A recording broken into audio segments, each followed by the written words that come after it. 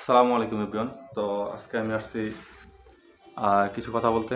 তো আমার অনেকেই জানে যে আমার কিছু জরিমানা আসছে যা সৌদি আরবে মোকালাফা হিসেবে পরিচিত। তো কেন আসছে সেটা হচ্ছে একবার গাড়ির লাইটে একটু সমস্যা ছিল আমার। তো একটা লাইট একটু কম জ্বলতো আরকি। তো ওইখানে আমাকে ১,০০০ রিয়াল জরিমানা দেয়। তো সৌদি পুলিশ ট্রাফিক পুলিশ। তো ওইখানে ৳১,০০০ প্রায় বাংলাদেশের ৳৩০,০০০ উপরে। তো আরেকবার আমাকে একটা সিগন্যালের আগে দিয়া আমি একটা হলুদ দাগ থাকে আরকি। তো ওইখানে আমি উঠাই দিছিলাম গাড়ি।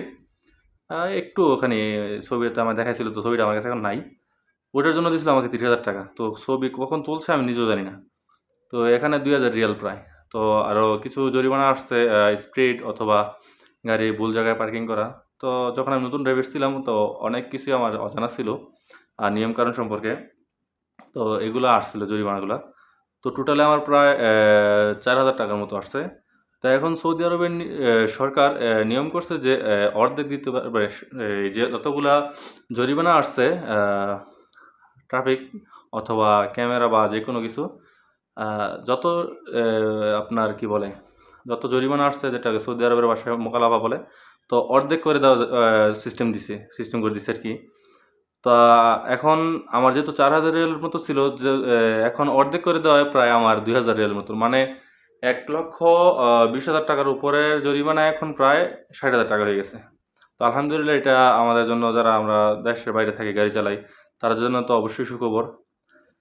তো আজকে আমি টাকা পেমেন্ট করার জন্য আমার ফোনের কার্ডের মধ্যে আমি টাকা রিচার্জ করছি প্রায় ৳২,০০০ রিয়ালের উপরে আছে।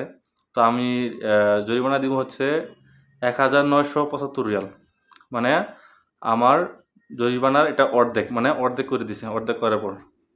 তো জানি না দেখা যায় কিনা এখানে। আ এখানে দেখতে পারতেছেন আমার টোটাল জরিমানাটা। আর এখানে আমি পরবর্তী স্ক্রিনে দেখাই দেব সুন্দরভাবে। তো এই হচ্ছে অবস্থা।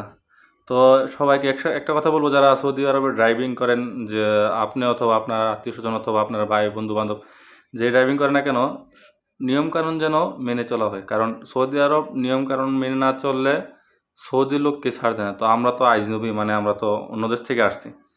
তো সকলেই দোয়া করবেন। আমরা রাস্তাঘাটে থাকি। সকলের কাছ থেকে দোয়া প্রার্থী। তো ভিডিওটা আজকে এ পর্যন্তই। ধন্যবাদ সবাইকে।